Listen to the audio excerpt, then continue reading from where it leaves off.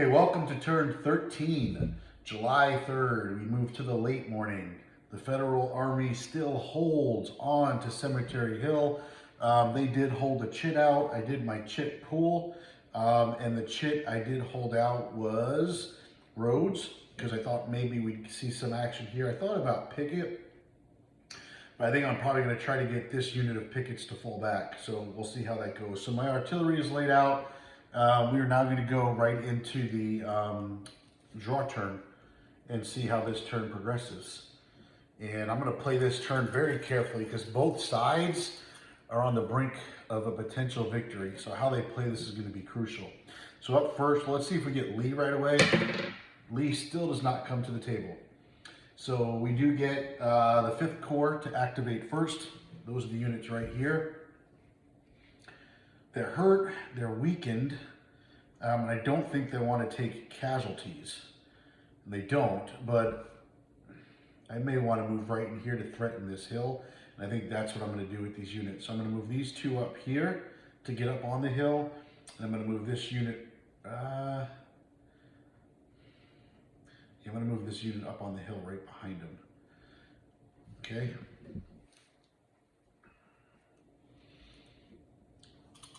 Next pull is going to be, how's that camera looking? Looks a little, something looks uneven. Maybe it's my map, there we go.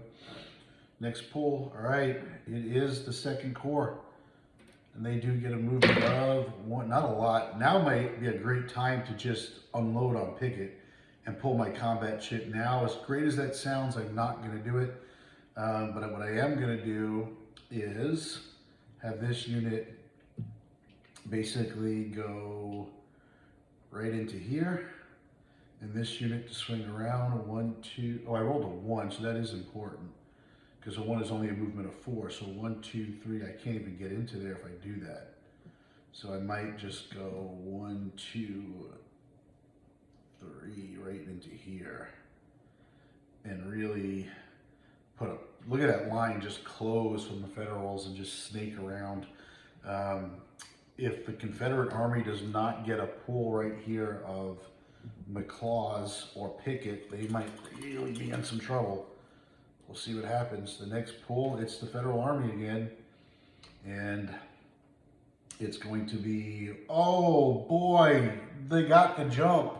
And we are absolutely going to take it. We're going to go for that objective provided we get a good roll. So I rolled a 3 as a movement of 6. 1, 2, 3, 4. Okay, 5. All right, this is interesting. I can try to, this is a great move that we put Anderson here. 1, 2, 3, 4, 5. I can't get up the hill. 6. I can't get onto the hill. I can get onto the hill here. Maybe that's what I go for right there. Oh, actually, that's not on the hill either. So do I bring myself down and just cover and block and cut off Heath? Or do I make a push and cause the Federal line to continue to pull back, the Confederate line to continue to pull back? That's an interesting call here. 1, 2, 3. Do I just force attack right here?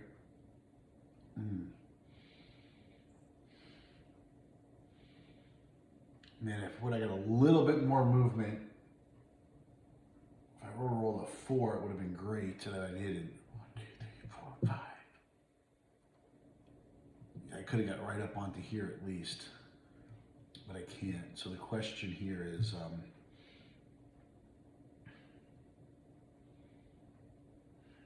go for points and pull for the objective later. I think that's what I'm going to do. I'm going to go 1, 1, 2, 1, 2, 3, and look to cut off this unit right here. That's going to be our attempt. I don't want to pull my combat chit because I'd like to get these units into play before I do that.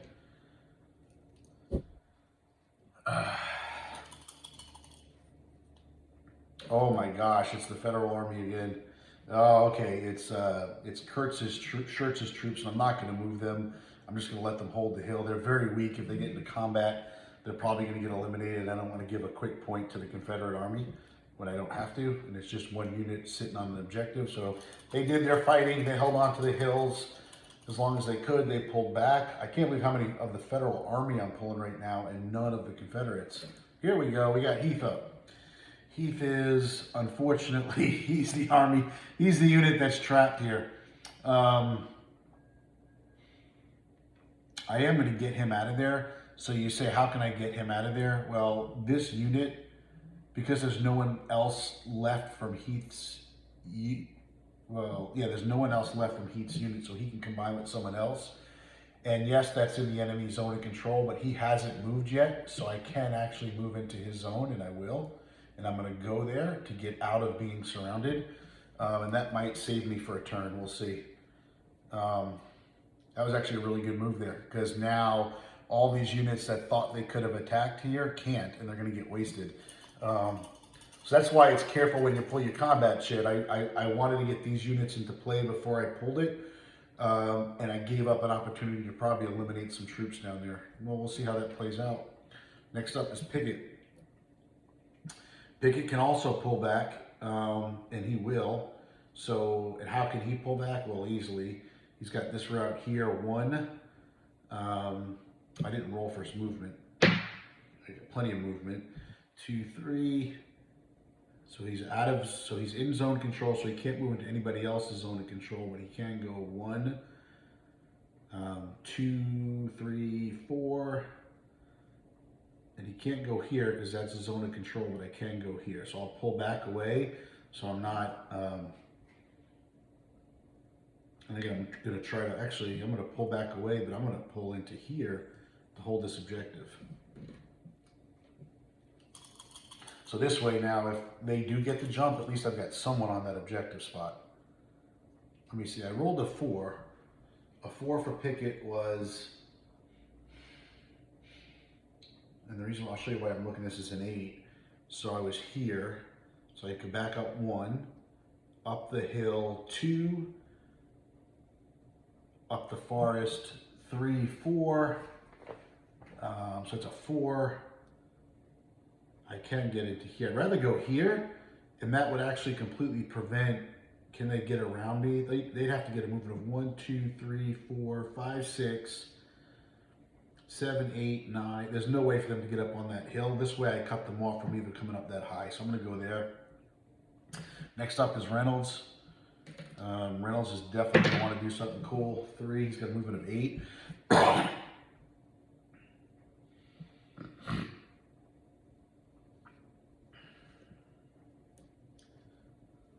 going to go 1, 2, 1, and we're going to try to eliminate all of this right here. Still not ready to pull my combat shit. I feel like I blew a great opportunity up there, and I probably should have done it.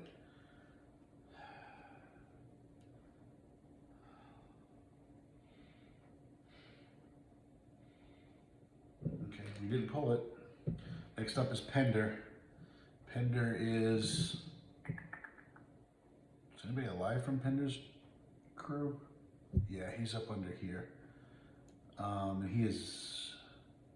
He is going to pull back, because again, this door from Johnson is open. He hasn't moved yet. So let's see my movement. 3. Pender's movement of 3 is 6. So I'm going to go 1, 2, 3.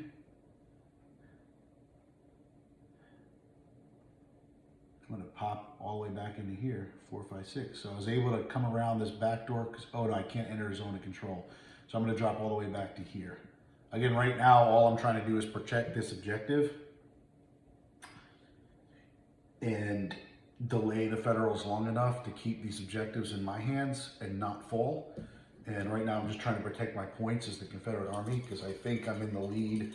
I think it'll be close, but I think with the casualties, I like my chances. So now we got Anderson going.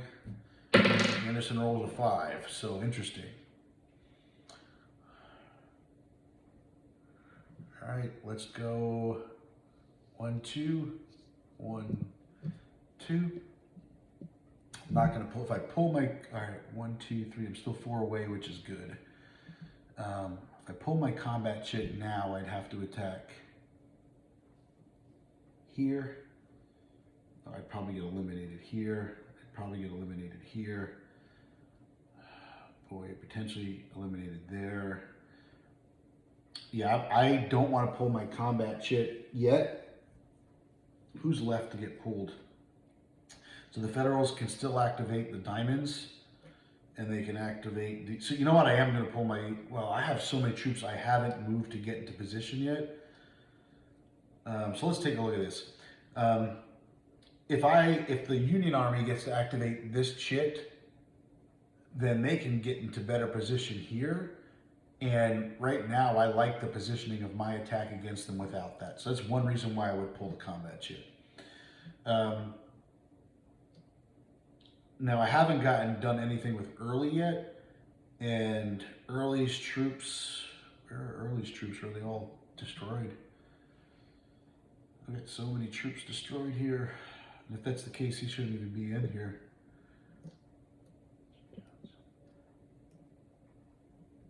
Early's down here, and I would potentially move him but not attack with him if I get the pull on him. Johnson, now if I activate Johnson, I can actually come off the hill 1, 2, 3 and come back and try to hold my objective for as long as I can without the attack.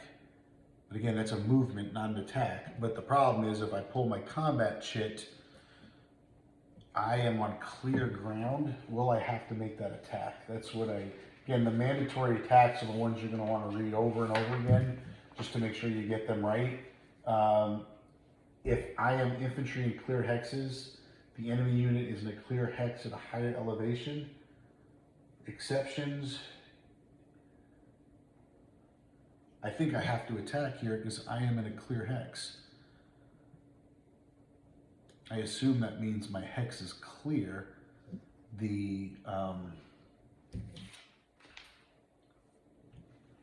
I guess maybe it's not clear. Clear means it doesn't have the embankment, the steep hex side, and that's not a steep hex side. It's just a hill. So hill is not clear. So technically, I don't have to attack. I almost wish they put on this cheat sheet like mandatory attacks, but I guess it's pretty literal. So I'm in clear ground. I don't have to attack there. So a good reason to attack. Pull my chit now. Johnson would have to attack, but I am a 4 defense, and it's a 2-2, so that's not too bad. That's not too bad. Maybe I do pull my chit now. McLaws, you know what? Let's do it. We're going to pull our combat chit right now. All right, first order of attack is going to be right here. I've got a 2 against 2. Again, no sense to use artillery because that would make it 3-2, which doesn't do anything. They could use their artillery back, which make it 3-3, keeps it 1-1. You know, the more I reflect on the artillery, I'm wondering, I know that the creator felt like artillery is ineffective and didn't want to really use it much in this battle. And I think that it really is ineffective in this battle. There's very few instances it creates a ratio change. I'm not wondering if it would have been, and I might house rule this in future games, instead play where if you use artillery, it impacts your modifier on your tactical efficiency ratings. More like the sounds, the ferociousness of the artillery may not cause true ratio odds, but maybe it affects your morale and causes you to retreat and lose differently. And so, for instance, if I have a +1 to my roll because I have 2-1 odds, but the enemy used artillery, I would -1 and I'd be at 0. And it just plays that factor. I don't know if that's worth it or not. I'm going to give that a try, or maybe a thought next game. But for right now, 2-2 odds. I'll roll for the enemy first. That's a hit and an elimination. And this unit is good. So that's a victory point for the Confederate Army. So it does take 1 unit out, but doesn't eliminate the stack. Humphrey can shoot back. I rolled a 3. He's fine, so we're good here. We're going to go here. And I've got 4 against 2. So here, again, 4 against 2. I use my artillery. It makes it 5 against 2. Doesn't change my odds 2-1. He uses his artillery back, makes it 5-3. we're back to 1-1. If I don't use my artillery, it's 4-1. It's 4-2. Well, it may worth it to. It's 4-2. There's no sense in using it. Again, I'm 4-2. If I use artillery, I go 5-2. I remain 2-1 odds. And if the enemy uses his artillery, we go 5-3, which keeps it 1-1. If I don't use my artillery, it's 4-2, and he uses it, it's 4-3. It's still 1-1. I'm not understanding the impact of the artillery here, but we'll roll here, 1 or 2. He rolled a 1, he stays put. 1, 2, or 3, he rolls a 2. Wow, what phenomenal defense from Bernie. Made both his rolls. He made his roll, and he did not make his roll. He's going to retreat 2. 1, 2. Wow. I should have eliminated both. That should have been a great attack by Anderson, and it went down as a massive defeat because I should have eliminated both of those units. And what I was hoping to do is kind of win this and then maybe cut back behind Wadsworth. I didn't. So now I've got a 1. This is where this attack's going to hurt me. I've got a 1-3 odds. I will use artillery to make it 2-3 odds. He'll use artillery back, which will make it 1-2 odds. So this attack is gonna really hurt me. I probably shouldn't have done this. Crap. All right, 1-2 odds. Let's take a look. 1, 2, or 3. He is eliminated. Victory point for the Federal Army. And then here, 1-2 odds. Attack loss limit. 1-2 odds. Okay, 1, 2, or 3. He's good. 4, 1. He's good. So these units stay tight, staying on clear ground. I don't want to attack here. I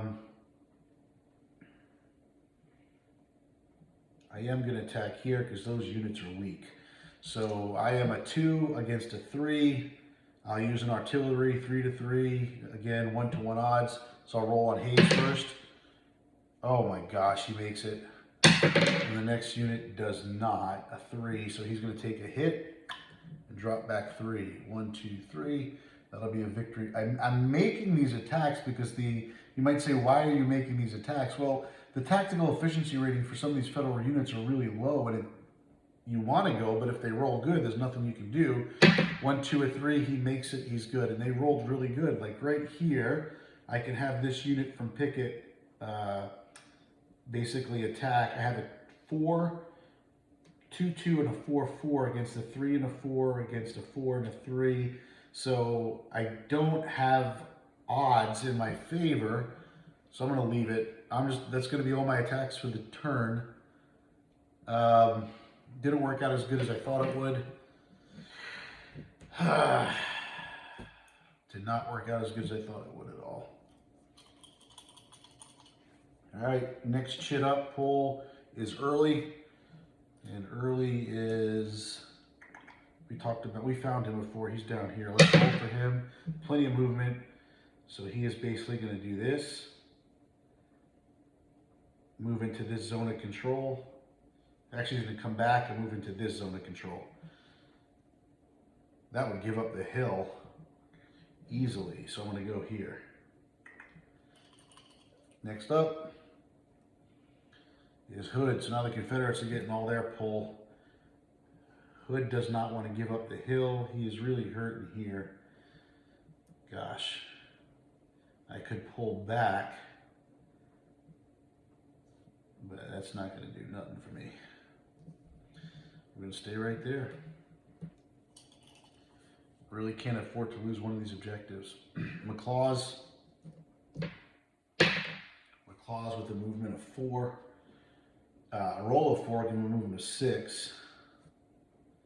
So I'm going to drop back 1, 2 to get up here, and then I'm going to close my line with McLaws to that.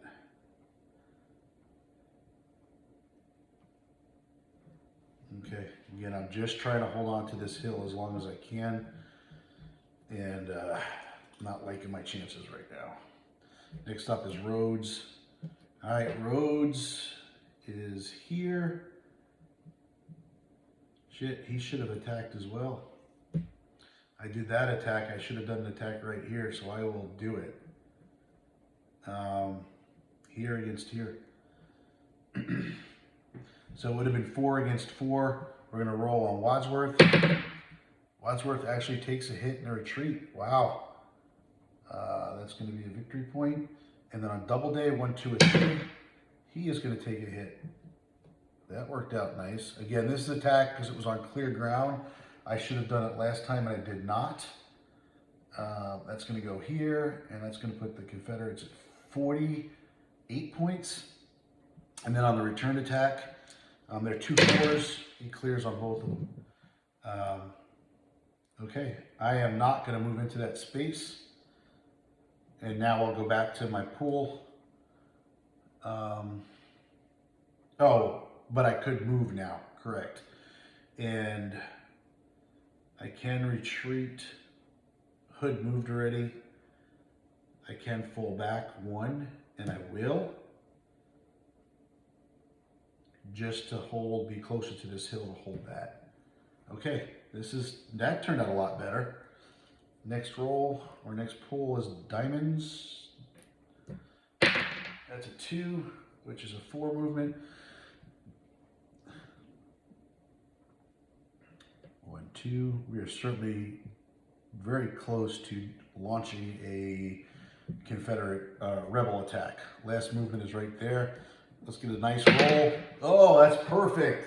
5 is a movement of 8. 1, no, I can't move there. 1, 2, 3. 3. 4, 5.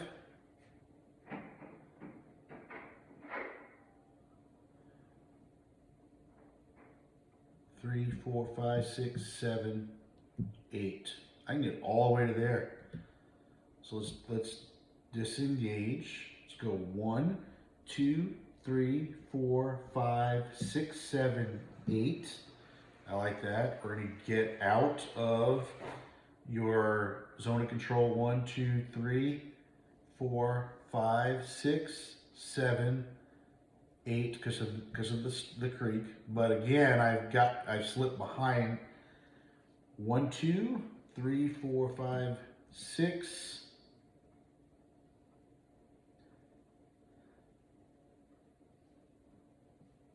7, 8.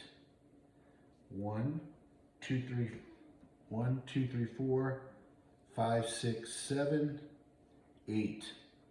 So look at that turn right there. Beautiful. That's exactly what I was trying to do. I got the number I needed. And now I've got threats to Cemetery Hill. I got threats to Colts Hill. And I've almost got this whole little pocket collapsed and captured. Yeah, it's going to be interesting. I am going to do my combat shit now. Let's get some combat in. Let's start up here. I've got 2, 4, 4 against 3. I'm going to make it 5, 6 against 3. 6 against 3. I can even put in 2 more. I'm going to go for it. 2, 4, 6, 8. I'm putting all these units against here. 8 against 3. They don't get the modifier because I'm on the hill, and I'll have that unit attack this unit, and these units attack that unit. So let's go for it. 6, 2, 4, 6, 8 against 3. I will use artillery to make it 8 against 4. Me using artillery back doesn't do anything, so that's 9. If I did, it would be 9 against 4, so it's 2 to 1 odds. I like that. So the Confederates are rolling on, they have a +1 to their roll, 5, which is a 6, so eliminated.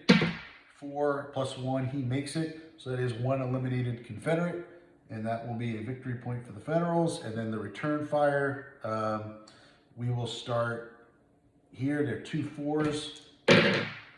1, well, no, they're -1 because of the modifier, so they're good. And then right here, and then -1 for the modifier, they're good. So that's why bringing overwhelming odds is awesome. So Stuart's troops hold up, but a great loss. Right here, it's a 1 to 2 odds. I wanted the all-out kill there, so I did it. So I'm going 1 to 2 odds. I will use artillery to make it 2 to 2 odds, which makes it 1 to 1. They use artillery back if they had it. It really doesn't do anything, so we're 1 to 1 odds. Now it's just a matter of the roll. 1, 2, 3, or 4, he's good. 1, 2, 3, or 4, he's good. We come to here. It is 2 to 2 odds. 1, 2, 3, or 4, he's good. 1 or 2, he made it. 1, 2, or 3, he made it. Wow. Those troops rolling great. So staying on clear terrain, I have to try to knock Hood out of here, so I'm going to go for it. So I'm going to have a 1, 2 to 1 odds. 2 to 1 odds. I do have artillery to use. That'll make it 2 to 2 odds. So let's go ahead and roll 1, 2, 3, or 4. He rolls a 5. No, he's eliminated, and it makes they're gonna lose it. Oh my gosh, brutal. All right, at least they do some damages on the way out. So 1, 2, 3, or 4. They're both 1, 2, 3, or 4. All right, 1 unit eliminated. That'll go here. And then we're gonna have the other unit survive is gonna move in now because they can move after combat, and they have recaptured the objective. And that was one of the main goals. That was big. I am in clear terrain here, so I am gonna have to attack. These are bad odds for me, 1 to 2. And up a hill. Now it's 1 to 3. It's not a forest, so I will use artillery. That makes it 2 to 3. I do have the core artillery used back. So I am 1 to 2 odds. So let's roll here. He rolled a 1. Unfreaking believable. He stayed. He's good. Now we're going to come over here. I'm going to go these 2 against this unit right here of Hood's. So it is 2, 1, 2 to 2. I am on a hill. And I'm in a forest. And again, the woods don't do anything. So 2 to 3, uses artillery. 3 to 3, 4 to 3, we're good. So let's roll for Hood. 1, 2, or 3. He holds. 1, 2, and 3 for Gibbon. He's good. 1, 2, 3, or 4 for Coldwell. He's good. And then an attack right here. It's going to be 1, 2. Ooh, this might hurt. I didn't realize that. 1, 2 to, 4. So 4 to 2, they certainly will use a battery, make it 4 to 3. I'll use one back, but it's going to stay 1 to 1 odds. So that's where the artillery came in well on the attack there. Otherwise, it would have been 4 to 2 odds. They were able to offset it to 4 to 3, which made it 1 to 1. I can only get it one more to 5 to 3, which keeps it 1 to 1. So let's go ahead and roll. I have a 4 here. They're both 4s. They both make it. These 2 units are both, the one's a 4, one's a 3. The 4 first, he's good. The 3 takes a step loss and drops back 2. Ooh, that does eliminate him. That'll be another victory point. So the Confederates gained in victory points for lost units, but the Union captured objective, so it's going to be very interesting to see how this continues to play out. That will end the turn. That was actually, man, I thought that was a pretty epic turn. Ebbed and flowed, and it's going to be interesting to see how this plays out. So we'll see you later. You can see on the right flank, the Confederate Army is going to try to hold on to this objective. And they got some pretty powerful units up here. Actually, this side of the battle is probably very even right now, may even favor the Confederates. So as the Federal Army, I'm probably thinking of swinging Reynolds up to change the odds there. And then swinging down this way, I still have all these units that can potentially, if Reynolds goes up, what does Rhodes do? And then what does it do to this flank? And then you can see down here, a small amount of Confederate units are holding on to that hill, and they're being pressed from all sides here. So it's going to be interesting as we go into turn 14. Turn 14, we do get the special command marker from Longstreet. His rule is he can take any 3 formations, activate them first. They'll move and attack, and then they're out of the pool before anyone could do anything. So this might be a good turn to take that objective with. Like, do you march